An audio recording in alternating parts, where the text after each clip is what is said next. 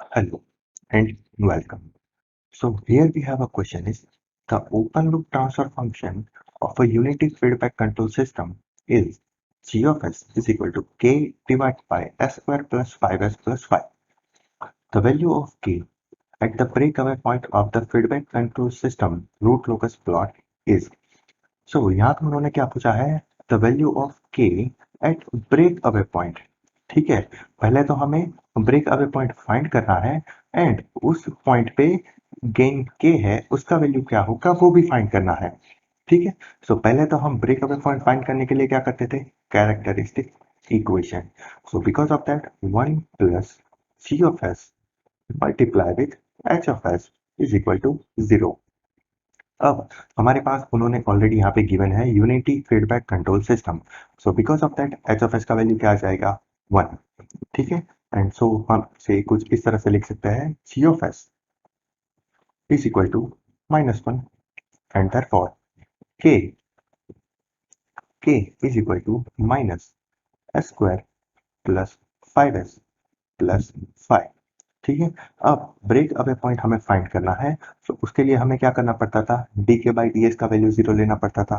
So therefore d k by d s is equal to 0 and according to that हम कुछ इस तरह से लिख सकते हैं 2s प्लस 5। ठीक है, 2s प्लस 5 कहाँ से आया, मैंने ये जो इक्वेशन है उसका s के रिस्पेक्ट में डिफरेंशिएट किया। ठीक है, सो ये वैल्यू हमें यहाँ पे मिला 2s plus 5 is equal to 0।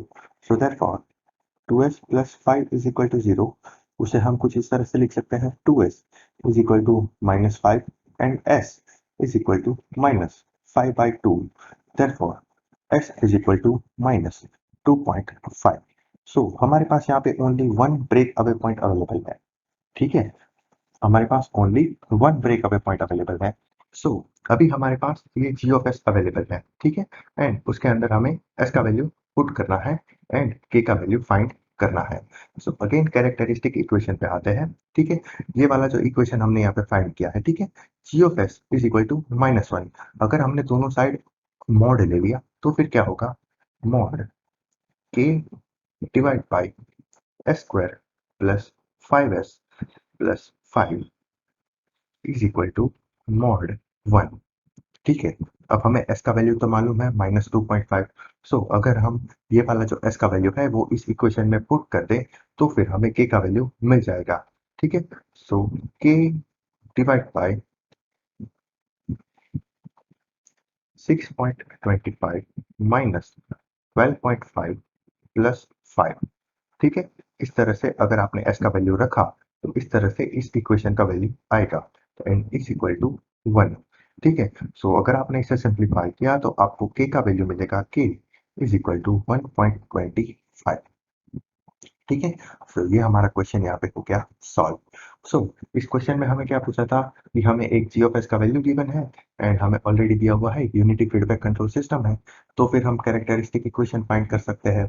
ठीक है, अब हमने कैरेक्टरिस्टिक इक्वेशन फाइंड कर लिया तो उसकी वजह से हम के का वैल्यू फाइंड कर सकते हैं एंड के का वैल्यू मिल गया।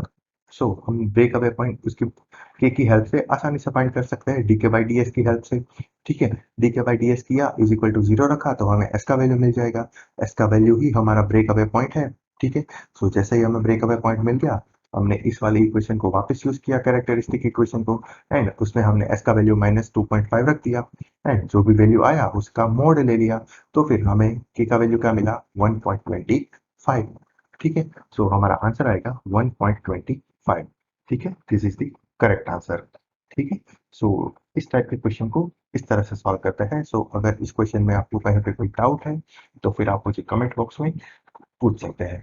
ठीक है, सो चलिए मिलते हैं नेक्स्ट वीडियो में, तब तक के लिए good bye and thank you.